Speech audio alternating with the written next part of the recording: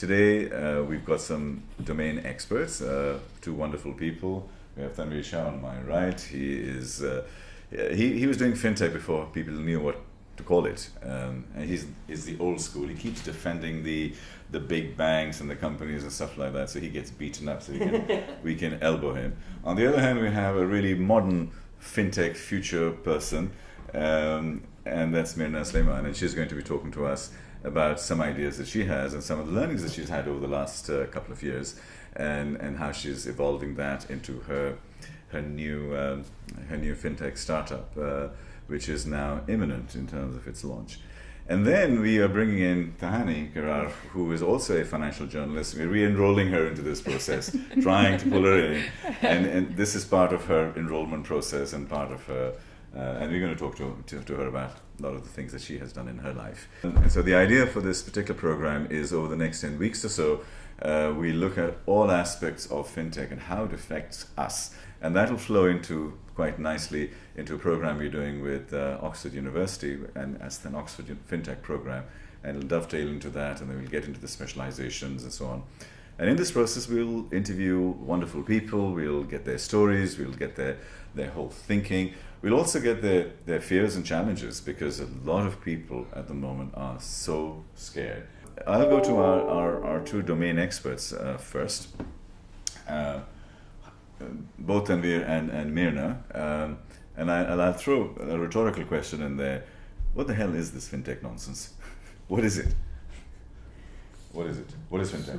Well, you just use the full word then. It's financial technology. Any technology that helps make a financial payment easier, quicker, is essentially a technology that should be of interest to society. Society needs a way to manage its money. And there have always been these houses of money, what we essentially call banks, to manage the value that I owe you, you owe me. And that value of exchange has to be monitored by a central authority so that everyone can have trust and faith in that transaction. Mm-hmm. So if I owe you 100 dirhams and I need to pay 10 dirhams to Mirna, you pay it on my behalf, we need to do those debits and credits. Mm-hmm.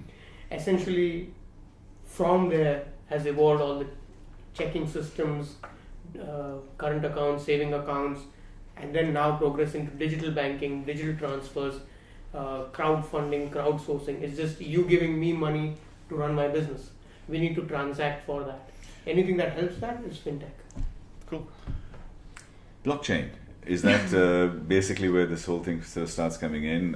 Decentralized authentication, and is that the real innovation? Because everything he said there was traditional banking done in a slightly different way.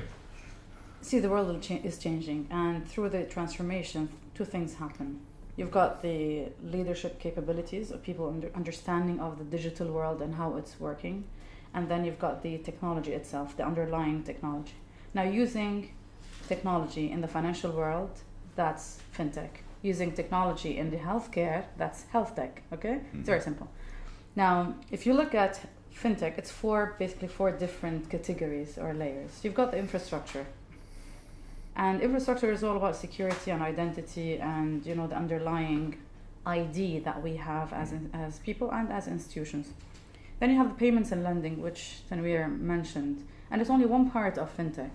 The mobile banking, the currencies, the cryptocurrencies, and all of that kind of things. Then you have the markets. And the markets is the trading. All these things about algorithmic trading and using technology to understand, or using artificial intelligence to understand how the markets operate. That's markets. And the fourth part is the marketplaces, which is the peer-to-peer lending and crowdsourcing, crowdfunding and all that.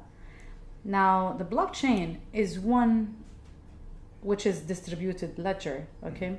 It's one technology that is used across the fintech sector, right? It's when you apply blockchain in the financial world, then that's fintech. You can apply blockchain in music, and that's not fintech, okay? So many people use these buzzwords without really understanding what fintech is all about and what blockchain is all about. Now, blockchain, since you asked me, and I'm going to tell you, and I know you're trying to test me here. I've been no testing. David Schreier, who's the professor, taught me well. Basically, it's a distributed ledger of of transactions that are recorded across multiple servers. Yeah. And that creates more transparency and more trust in the system, instead of having one transaction recorded in one place, and that can be, it can be easily becoming fraudulent. So blockchain, or the DLT, is basically recording transactions across different servers around the world, and it's like the internet. What internet did for data, blockchain is doing for transactions. Very simple. Thank you for that. I mean, I think, and David also, I interviewed him, and he spoke about this, the whole philosophy of distributed ledgers. Now, in that kind of distributed authentication, does it mean that insurance companies and auditors and others will really find a serious challenge going forward? Because do we really need them? Because the whole compliance layers are going to start changing, and when they start changing, then the underlying transactions can be much cheaper, done differently, and compliance would be completely different. So why do we need auditors? Why do we need the normal structure of business? So in the near term, it will be very challenging. It is very clear that as distributed ledger technology becomes more prevalent in finance and insurance, the old ways of storing and transacting information, of sharing information, will have to fundamentally change. At one point, I believe, and I agree with David's sort of definition of fintech, he puts it in 4 buckets. If you look at CB Insights, they do it a different way. They look at remittances as a separate bucket. So remittances, insurances, and pure play banking will be affected very strongly with DLT. I believe at some point you will need a central authority to manage those blocks. New blocks can be created. New blocks can be, like you got Arab chain doing Arabian version of blockchain. You got Bitcoin now splitting into 2. So you got areas where at some point you will need a institution to come in and regulate who the miners are, for example. The fact that you got 21 million Bitcoins, there's someone who decided that, it was an individual. At some point you will need society to agree, and society will have an institution. It could be an existing traditional insurer, but it might be a new entity. But there will be an entity that will decide what are the fundamentals of this new block, which is doing music, for example. So if you're going to do music on a block, there will be some music entities which will need to decide and agree that this is how we share the information on those blocks. Anna, you've been a financial journalist with Zabir Dow Jones. Is this all Chinese to you? Well, there are some words, buzzwords, etc., that I do need to polish up on. But I do believe that the world is changing, and in the next 5 years it's going to change more than it did in the past 20 years, and technology is impacting every sector, every industry, everything we do in life, and banking and finance is not immune. Even deeply institutionalized industries such as banking are going to have to evolve, and seeing these projects, that's just testament that it's already happening. Maybe the institutions have to recognize it, that is happening, and embrace it and work with it. There are some people, and again, this is not just in banking but in every sector, that do still want to bury their heads in the sand with all this technology, want things to stay the way they are. But the fact is, technology is changing everything we do, our way of life, and it's about time that big business sort of got on board and started joining this new evolution. I mean, if the transactions are going to be 99% cheaper, how can banks exist? Just like hotels exist now. Just like they're not 99% cheaper. I mean, the alternative is not 99% cheaper. Yeah, well, we'll see. There are some thoughts or some myths out there in the market that need to be tested to be proven that what you're saying is eventually true. I don't think banks will just disappear. No, I'm not suggesting that. What I'm saying is that they will be cheaper, and they will find other ways to make more money. Because remember that cheaper means more efficiency. More efficiency means more production per head, right? So if one bank decides to go digital banking with no branches, then they're cutting down on their costs that they're paying to set up the branch, and that money will go through technology and to create a different type of jobs that is needed for the future of banking. Sure. So it's, yes, some areas will be much cheaper, some areas will become more expensive, some areas will be more efficient. So it's just a balance of, you've got to look at things from a helicopter view. So my thinking is that if things are becoming cheaper and more efficient, it becomes really quite relevant for startups and young companies to come in and completely disintermediate the existing organizations, as has happened over the last 20 years or so. The recruiting industry got disintermediated, the brokerage industry almost disappeared, the hotel industry has the way we book things and stuff like that. So there's a lot of disintermediation that's gone on, so that the marginal cost for the additional transaction is minimal. So I understand that. So does that mean we'll have a plethora and a flood of new young startups coming in, and the old organizations, the old institutions are running for the woods? You like so you know my answer, yeah, right? Yeah. You know my answer is We still need Visa and MasterCard, he's going to say. I believe the startups will augment the old firms in the near term. I completely agree with what Mirna said. Is in the near term, in the 3 to 6 year horizon, it's more likely that you'll see more innovation in branch banking. Branches will probably disappear, or branches as we know them, especially in remote areas. There's no sense in carrying a whole branch in a remote area that can't be reached. So that will probably be replaced, let's say, by robo-advisors or digital banking, digital screens that you go and talk to, whereas the bankers sit in a cell in Dubai, in a call center perhaps. Right. So in the near term, we will see huge revolutions in the way branch banking is done, the way wealth management is done, to your point, brokerages. And it's very important to note that how you book a hotel has changed, but hotels haven't disappeared. Mm-hmm. People have the option of Airbnb. You can go and stay at someone's home when you go to Argentina. But it's not that all the Marriotts or Hiltons or Sheratons in Argentina have suddenly disappeared. This is very important to understand. How you get to your bank might change, or how you get to your house of money might change. The traditional houses of money that you have, some of them might disappear. That does not mean all of them will disappear first.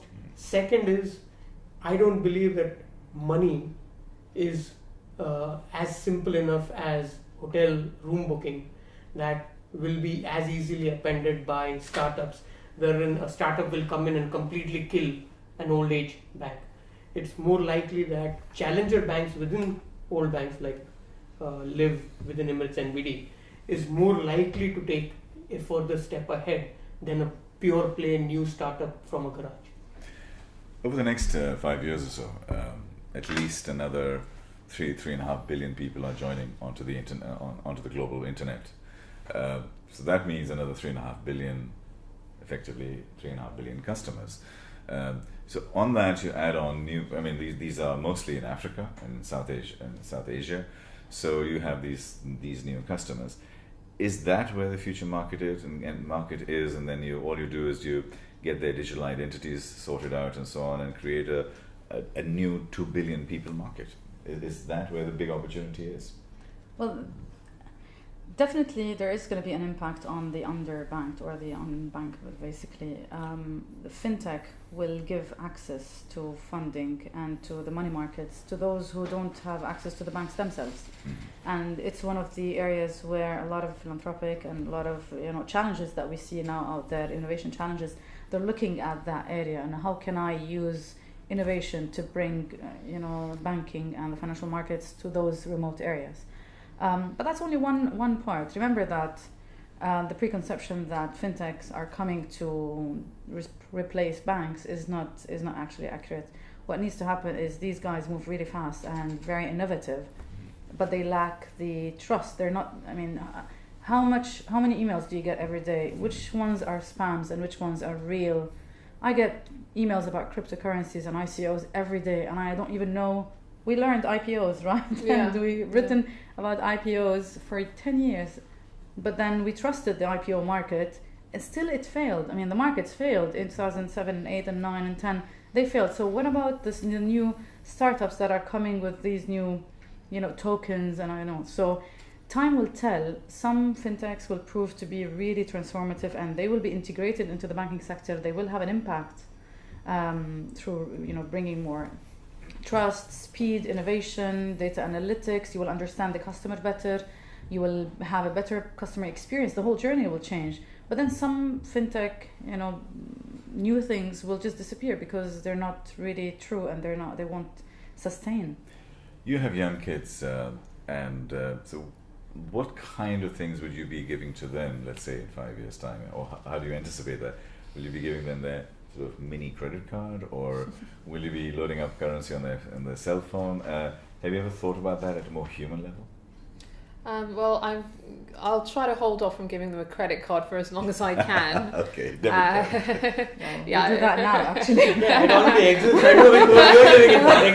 That happened 5 years back. I don't have kids, so that's maybe I'm going that's to give the- myself a credit card. There are huge prepaid cards which have a Yeah. specific limit. So you can have a Yeah. 100 dirham card for your children. They already exist. Yes, I We know. launched Yeah, them. that I know.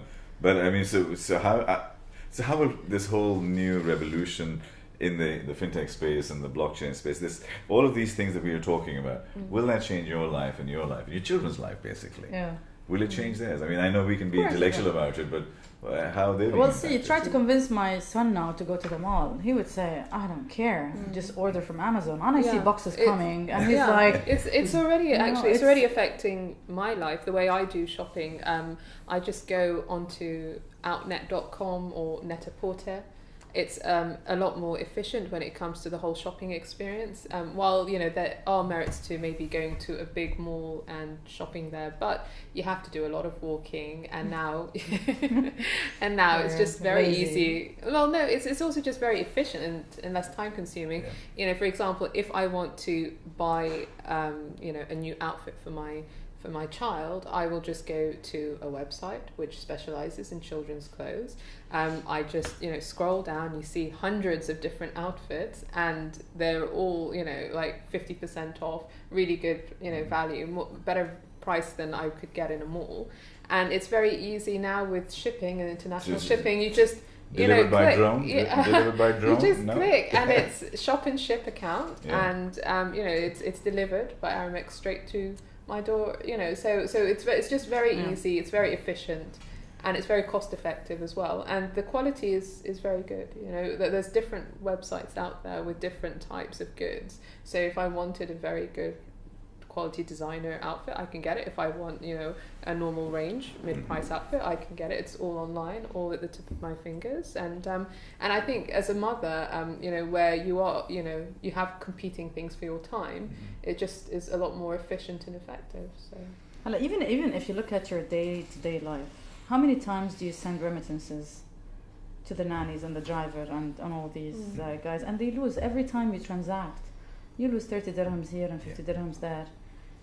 Wouldn't you want to do that free of charge? Absolutely. At the moment. So the world will change, and it will change to the better for every one of us. Now, if you look at the fintech space, and we were talking about this offline with Tanvir, the world is way ahead of the Middle East. Okay, and let's be grateful that we're not lab rats. The experiments are happening out in in Europe and the US and all these markets, and by the time they come to this part of the world, they're already tested, and only the survivors are coming into this world. But we're seeing a lot of US and British and Singaporean and Indian fintech startups that are established. They're coming to the Middle East, and they are having conversations with banks. So I mean, you would split banks between really the fashionistas. They just want to absorb any fintech technology out there, or the proper masters, digital masters who are really thinking about what they need and what's out there and how they create that synergy.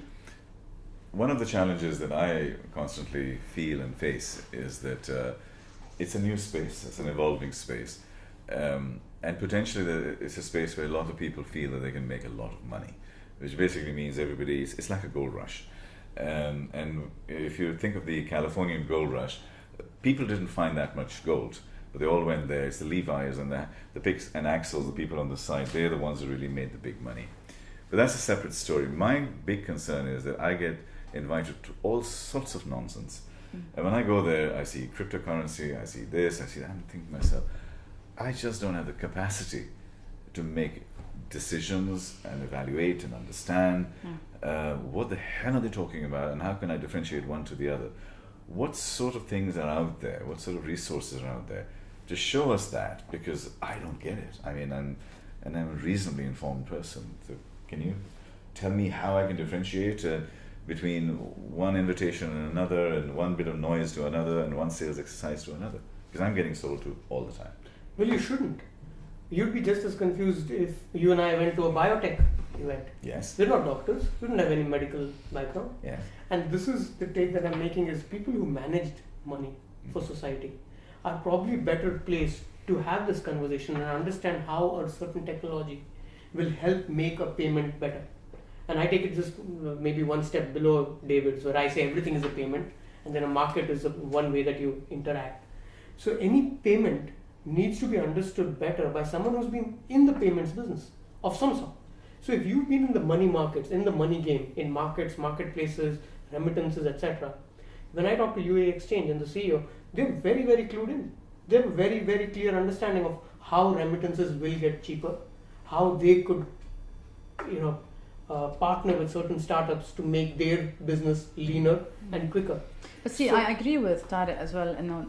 You're getting into a space where you have conventional financial experts like the guys you're mentioning, and you have the technology boys, the geeks, right? And now this is a new world where both are merging, and you're still developing the fintech experts, because you're either a technology getting into the financial space, or you're a financial expert getting understanding how the cloud works, right? So you will find a lot of noise and a lot of distracting sounds around what really fintech is all about, and it's going to take some time until the storm settles and the new caliber or the new brains that understand both worlds. Because sometimes I have the same thing. I go and read a story and I have no idea what they're talking about, and they're because the technology guys speak in their own language, right? And not all of them are trying to get into our level where they can say something that makes sense and it's applicable. Now, at the end of the day, Tariq, it's all about applying these technologies in an environment that can absorb them and can get the best out of them.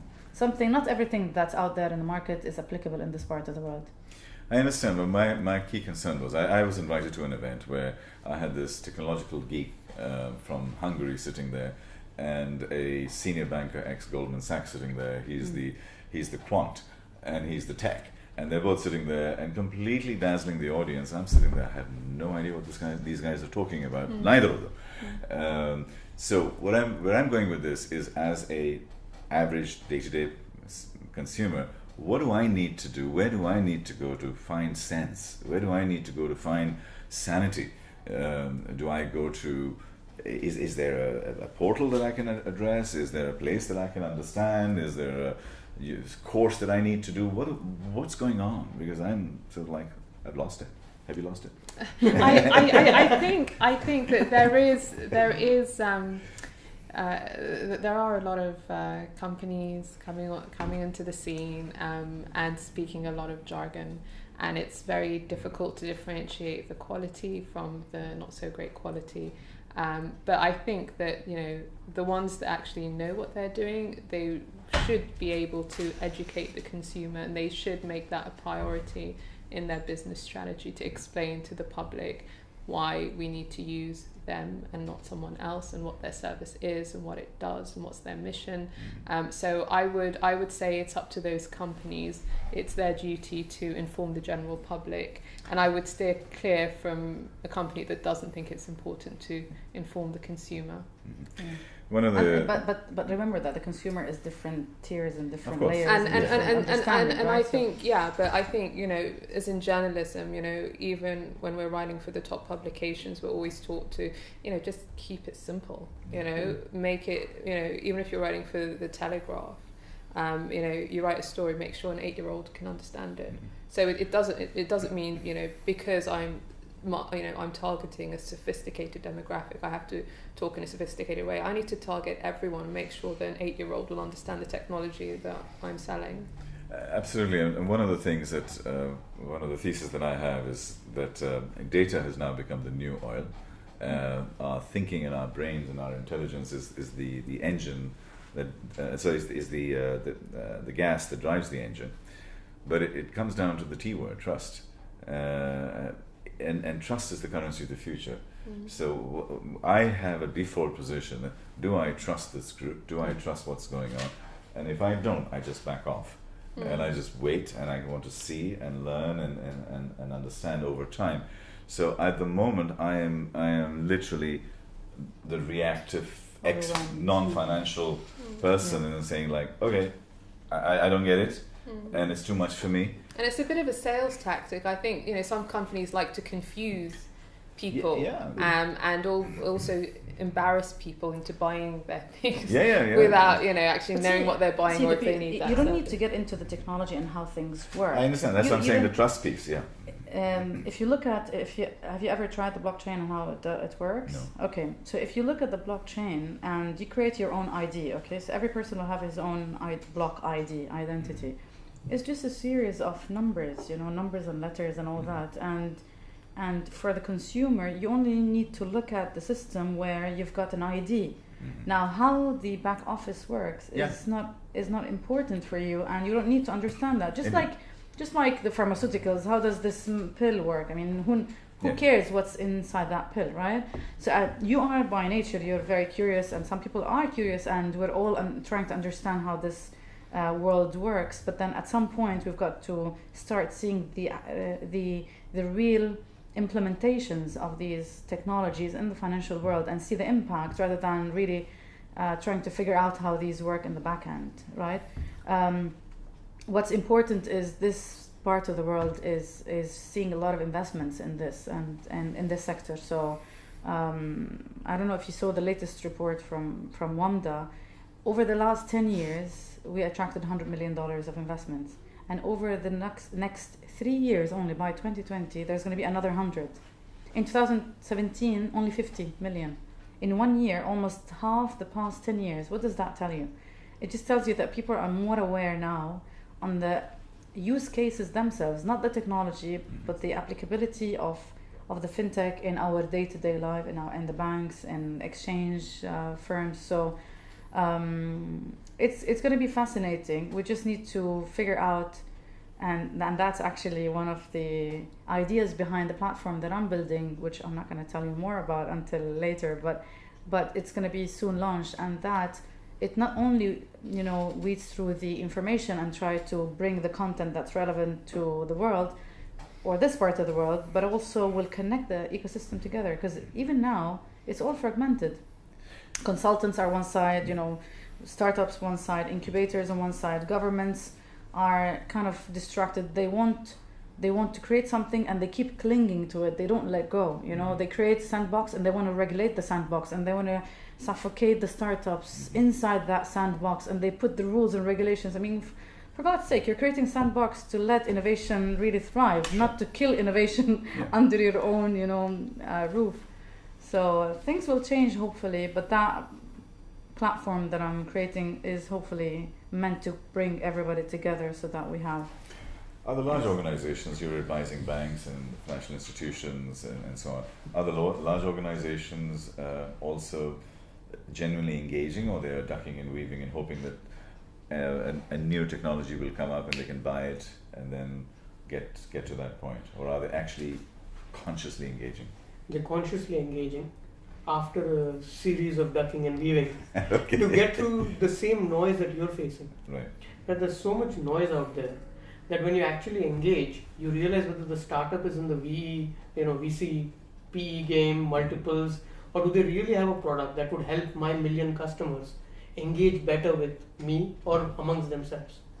So banks are very keen to understand that if Airbnb or Uber is going to happen to them and people are going to cut the disintermediary, assuming that the bank is the intermediary here, then they are very interested to know how can we play in that. Can we be the platform? Can we host it? Can we in-house it in some way? and there is a lot of ducking and weaving to make sure that they're not going down the wrong route. There's a lot of noise, there's a lot of non-finance people. If you're doing fintech, you got to either have fin or tech. If you don't have either, then just be a consumer. Today, you and I don't understand how an electric car works, but we still go and buy an electric car. We don't need to understand. Sure, I understand that.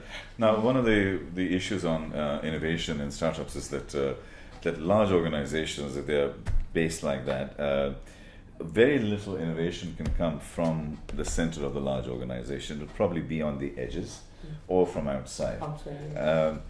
Is that what you are finding in all of you?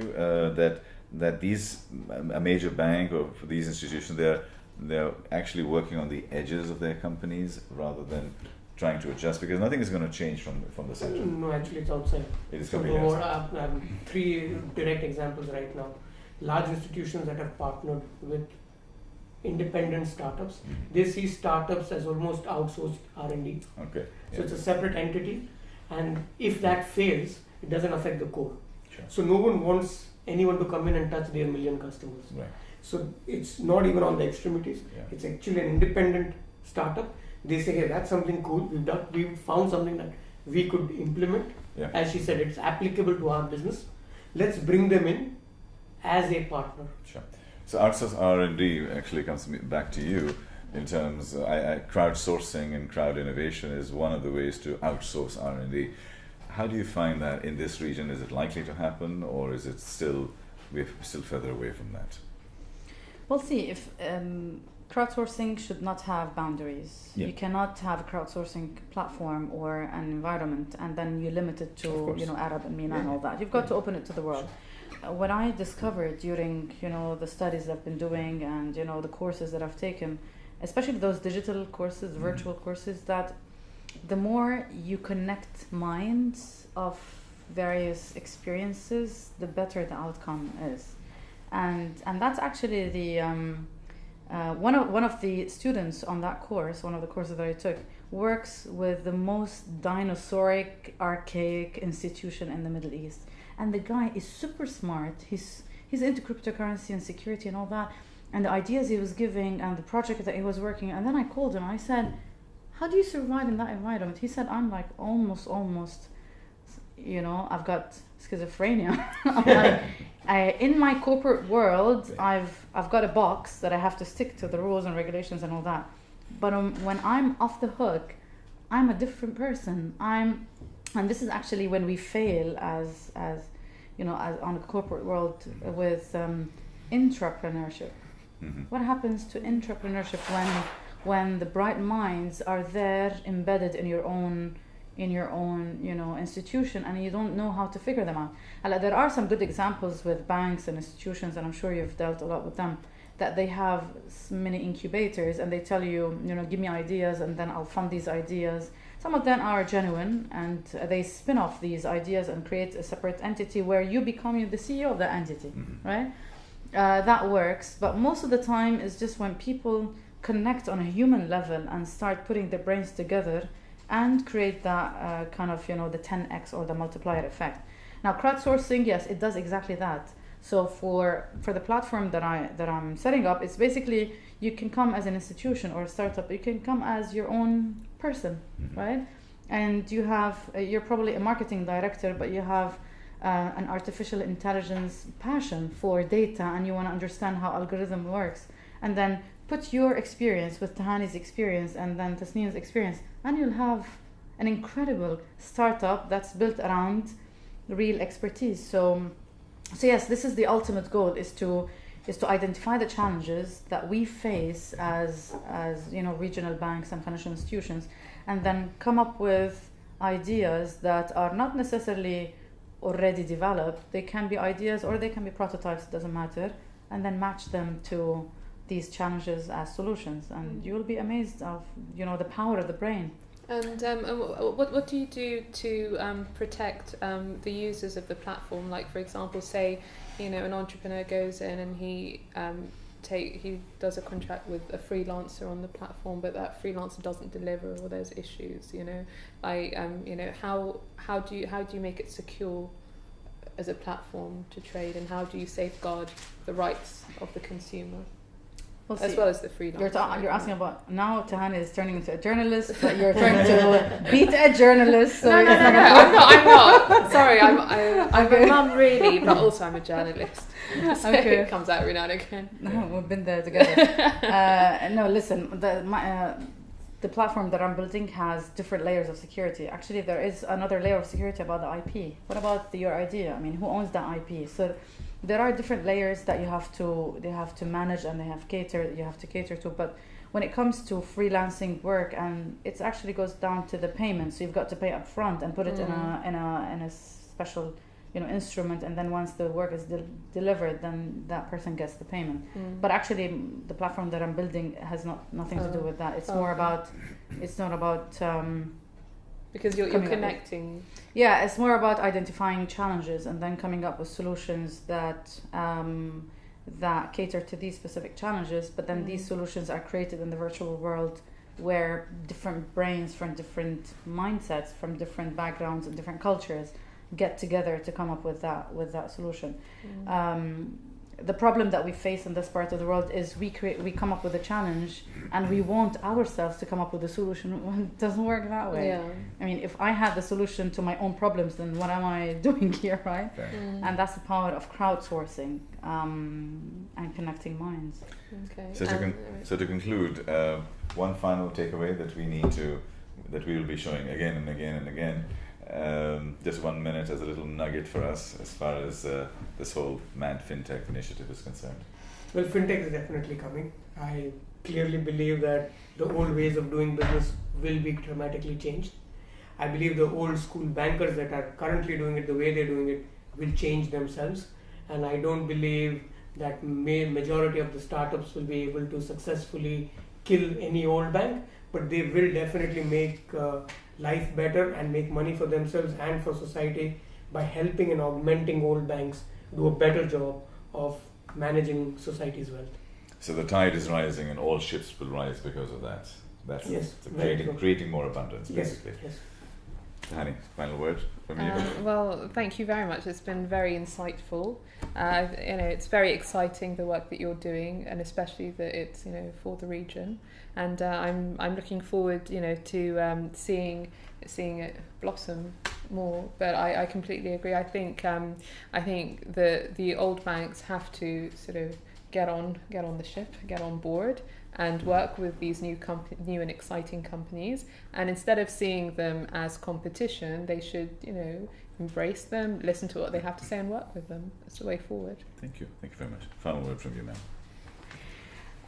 Well, see, I've tried the corporate world, and I think they're too complicated for the innovation that's needed to take this community to the next level. And I think that if we really give entrepreneurs and the fintech startups everything they need in terms of regulatory space, if we give them the funding, if we give them the operational capabilities, if we support them, if we listen to them, and instead of fighting them as banks, and we will find a lot of synergies between the old school banks or financial services that you described and the new fintech startups.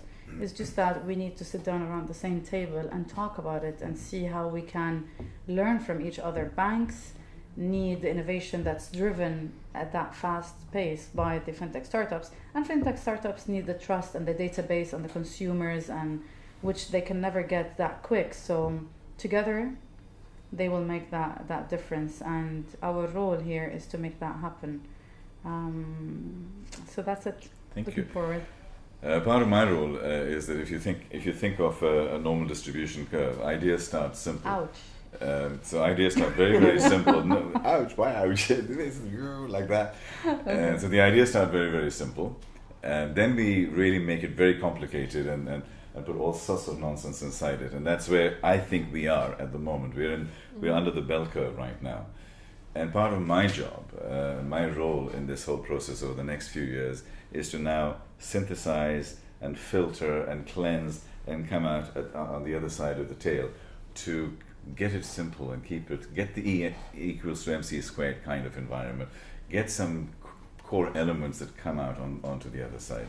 And I think one of the key things which will happen, the technologies are going to be there and so on. It'll really come back to humanity, and it'll come back to trust and empathy and understanding.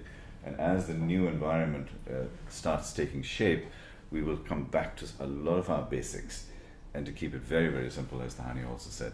And my job is to simplify, clarify, synthesize, and make it the easiest thing in the world, so we don't get confused anymore.